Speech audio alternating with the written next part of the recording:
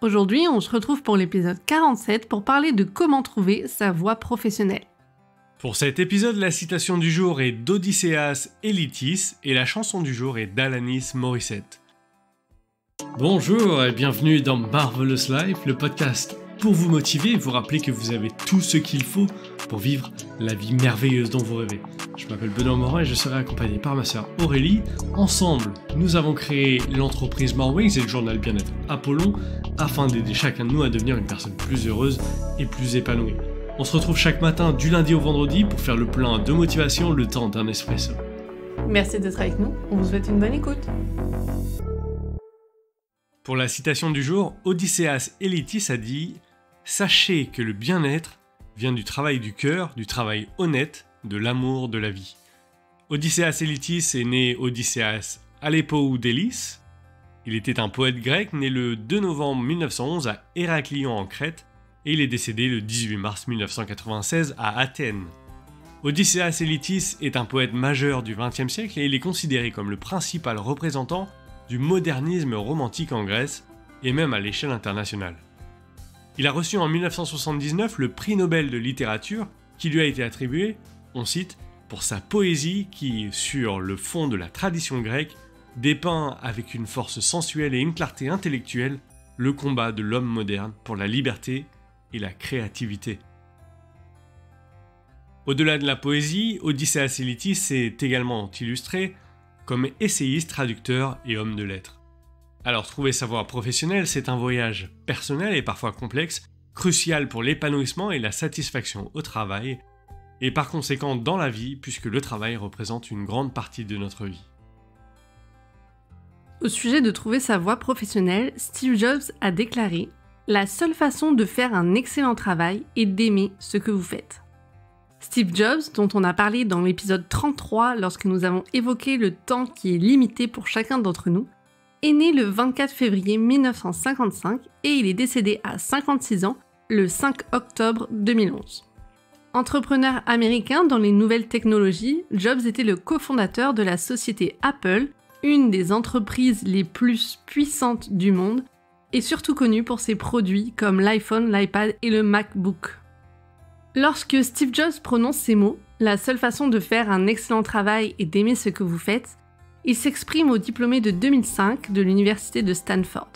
Il annonce qu'il a appris 2 ans plus tôt qu'il souffrait d'un cancer du pancréas. Il rappelait l'importance de faire quelque chose qu'on aime pour s'épanouir pleinement au quotidien, sans quoi notre niveau de bien-être général et notre état mental pourraient être mis à rude épreuve. Il se répétait souvent la phrase « Si aujourd'hui était le dernier jour de ma vie, aurais-je envie de faire ce que je suis sur le point de faire aujourd'hui ?» Il a précisé que sa réponse à cette question lui permettait de se rendre compte qu'il devait changer sa situation si nécessaire. Il a ainsi dit « Quand la réponse avait été non pendant de trop nombreux jours, je savais que j'avais besoin de changer quelque chose. » Confucius a lui-même dit « Choisissez un travail que vous aimez et vous n'aurez pas à travailler un seul jour de votre vie. » Cette citation nous rappelle que lorsque le travail est une source de joie, il ne semble plus être un fardeau, mais plutôt une partie enrichissante de la vie. Confucius est un des penseurs chinois les plus marquants de l'histoire. Il est né Kongqiu en 551 avant notre ère dans l'état de Lu, aujourd'hui la province du Shandong en Chine. Confucius était un penseur, enseignant et philosophe politique. Il a gravi les échelons pour devenir un conseiller royal dans l'état de Lu, mais a finalement choisi de quitter son poste en raison de désaccords avec la politique locale et des défis à mettre en œuvre ses idées. Il a alors passé de nombreuses années à voyager à travers la Chine, rencontrant différents dirigeants tout en enseignant et en partageant ses pensées sur l'éthique, la politique et la société.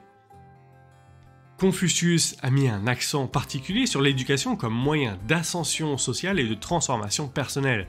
Il a ouvert son enseignement à tous, indépendamment de leur statut social, en mettant un point d'honneur sur le fait que chacun a le potentiel d'améliorer son caractère et ainsi de contribuer positivement à la société. Après sa mort en 479 avant notre ère, les enseignements de Confucius ont été vénérés pendant des siècles. Aujourd'hui, le confucianisme reste un pilier de la culture chinoise, valorisant l'intégrité et l'empathie comme des fondements d'une vie bien vécue. Pour le challenge du jour, aujourd'hui, nous vous encourageons à faire l'exercice de la cartographie des compétences et des intérêts.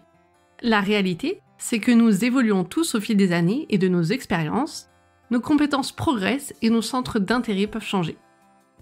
D'après une étude menée par France Compétences en 2021, 33% des salariés pensaient à changer de métier en 2015, soit une personne sur 3, alors qu'en 2021, après le Covid, c'était près d'une personne sur 2 qui considérait un changement avec 47%. Néanmoins, d'après le CIREC, seul un tiers des personnes qui souhaitaient changer de métier en 2015 l'ont fait 4 ans plus tard. Trouver sa voie professionnelle peut être un défi, mais avec le bon exercice, vous pouvez clarifier vos pensées et mieux comprendre vos aspirations et compétences.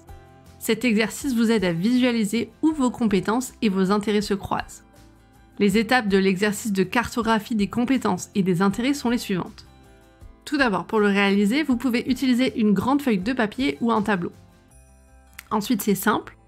Listez vos compétences et vos intérêts en les évaluant de 1 à 5 pour votre niveau d'aptitude et de plaisir pour les compétences et votre niveau de passion pour les intérêts. Ensuite, réalisez 2 grands cercles qui s'entrecroisent légèrement. Le premier sur la gauche correspondant à vos meilleures compétences, celles que vous maîtrisez le plus et que vous appréciez le plus de réaliser.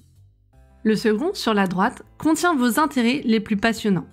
À l'intersection, placez les compétences et les intérêts qui se regroupent. Les éléments à cette intersection sont les potentiels de carrière ou de voie professionnelle qui pourraient vous convenir. Une fois que c'est fait, il vous reste à étudier les métiers où vous pourrez exercer ces compétences dans les domaines qui vous intéressent. S'il vous reste plusieurs options, définissez des étapes concrètes pour aller plus loin dans votre exploration, comme en assistant à une conférence, en vous inscrivant à un cours en ligne ou en contactant des experts du domaine. Comme pour tous les projets, il est important d'y aller étape par étape et de concevoir un plan à suivre pour le mener à bien tout en étant prêt à faire face à des obstacles et à les surmonter. Pour aujourd'hui, la chanson du jour est Ironic d'Alanis Morissette. Alanis Morissette est une auteure, compositrice et interprète canadienne, née le 1er juin 1974, connue pour sa musique alternative et rock. Sa percée internationale s'est produite avec la sortie de son 3e album, Jagged Little Pill, en 1995, qui s'est vendu à des millions d'exemplaires, dont faisait partie le titre Ironic. Dans cette chanson, elle dit notamment « Eh bien, la vie a une drôle de manière de te surprendre quand tu penses que tout va bien et que tout se passe bien, et la vie a une drôle de manière de t'aider quand tu penses que tout va mal et que tout explose en plein dans ton visage. » Pour conclure cet épisode, on peut dire qu'on a tous la possibilité de changer les choses quand notre situation ne nous convient pas, et on a tous la capacité d'y parvenir. Après tout, c'est tout le concept de Marvelous Life, chercher à rendre sa vie merveilleuse à nos yeux en faisant la part belle aux choses et aux personnes que nous aimons. Devenez le héros de votre propre histoire. Si cet épisode vous a plu, on vous invite à commenter, aimer, donner une note ou le partager pour nous aider à faire grandir ce podcast. Merci pour votre écoute et votre soutien. On se retrouve dès demain pour un nouvel épisode en ce 1er mai, jour de fête du travail.